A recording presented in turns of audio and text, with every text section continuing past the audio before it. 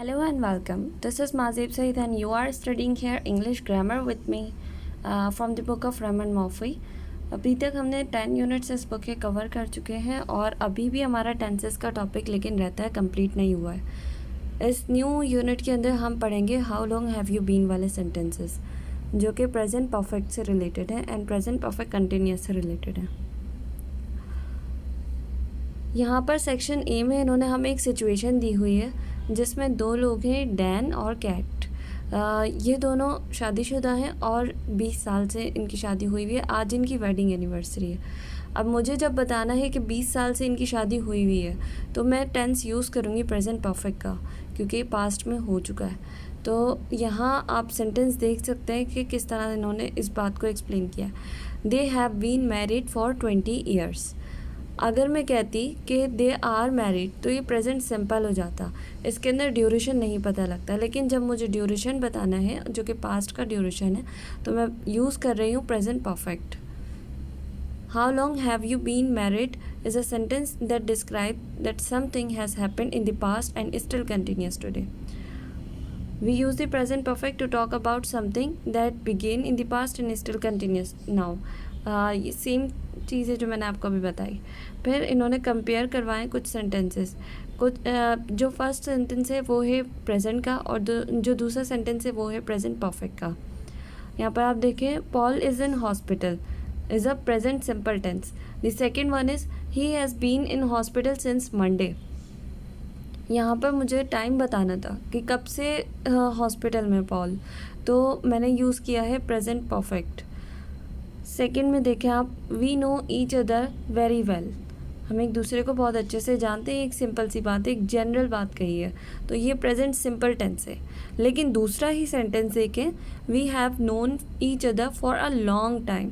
हम एक लंबे अरसे से एक दूसरे को जानते हैं। यहाँ पर एक एडिशनल इन्फॉर्मेशन, एक लंबे अरसे से एक टाइम ड्यूरेशन बताया जा रहा है। जब भी टाइम ड्यूरेशन बताया जा रहा है तो हमने यहाँ पर प्रेजेंट परफेक्ट का यूज़ करना है। ठीक है, अब आगे देखें, do they have a car.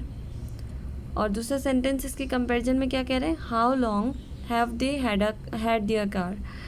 अब यहाँ पर आप कुछ चीज़ें नोट कर रहे होंगे, या नेक्स्ट सेंटेंस देख लेते हैं, उसके बाद मैं आपको बताती हूँ। She has been waiting for somebody and she hasn't been waiting very long. यहाँ पर कुछ वर्ब्स के आगे आईएनजी फॉर्म है और कुछ वर्ब्स के आगे आईएनजी फॉर्म नहीं है। कुछ सेंटेंसेस है जिनको मैं कह रही हूँ कि बीन लगा हुआ है लेकिन और ड्यूरेशन भी आ रहा है। हमने यूनिट 10 के अंदर कहा था कि जहाँ पर हाउ लॉन्ग वाली बात आ जाती है ना, तो वहाँ पर हम प्रेजेंट परफेक्ट कंटिन्यूस का यूज़ करते हैं। लेकिन अब आपको अगर याद हो तो हमने यूनिट 4 के अंदर पढ़ा था कि यूनिट 4 में हमें एक टेबल दिया हुआ था कि कुछ वर्ब्स होते हैं जिनके आगे आईएनजी फॉर्म नहीं आती है। तो ऐसे वाले वर्ब्स की जो सेंटेंसेस है उनको कहेंगे प्रेजेंट परफेक्ट, और जो जिनके आगे आईएनजी फॉर्म आ रही है वो हो जाते हैं हमारे प्रेजेंट परफेक्ट कंटिन्यूस। कंटिन्यूस जितने भी सेंटेंसेस होते हैं उसमें वर्ब के साथ आईएनजी फॉर्म होती है। ठीक है, अगर ड्यूरेशन आ रहा है तो वो प्रेजेंट परफेक्ट कंटिन्यूस बन जाता है अगर आईएनजी फॉर्म भी हो तो। लेकिन अगर ड्यूरेशन आ रहा है लेकिन आईएनजी फॉर्म नहीं है तो वो कंटिन्यूस नहीं है, वो सिंपल प्रेजेंट परफेक्ट है। नेक्स्ट सेक्शन बी है। सेक्शन बी में इन्होंने 3 सेंटेंसेस दिए हुए सिंपल वाले, मतलब प्रेजेंट परफेक्ट के। I have known, I have had, I have lived etc is the present perfect simple. I have been learning, I have been waiting is the present perfect continuous.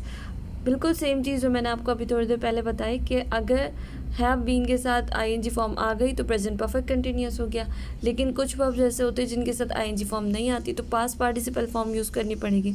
जब हम have के साथ past participle form use करेंगे तो present perfect है।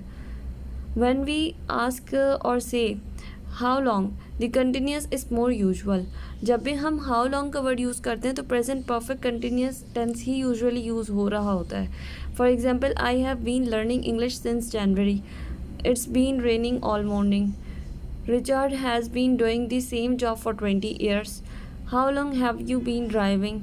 In all these sentences you have noticed that there is an ing there is an additional ing with the verb, and there is a duration which the sentence is determining us.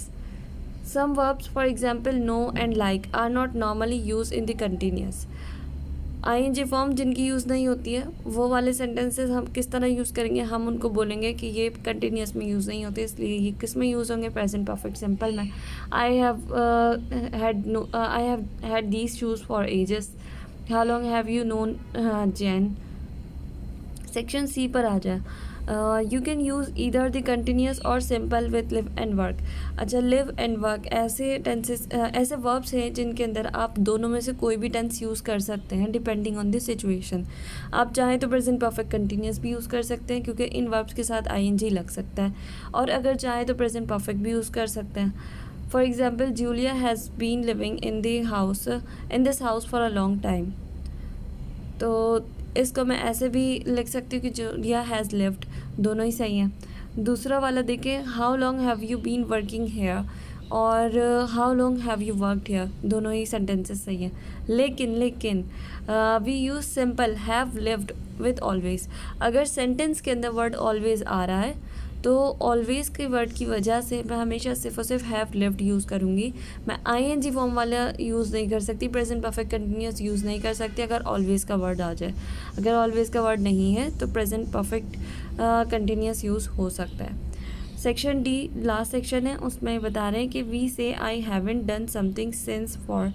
अच्छा, अब अगर मैं कहूँ I haven't seen Tom since Monday, मतलब अगर मैं किसी sentence के अंदर सिंस या फॉर का वर्ड यूज़ कर रही हूँ तो इसका मतलब ये है कि इससे पहले ये नहीं हुआ।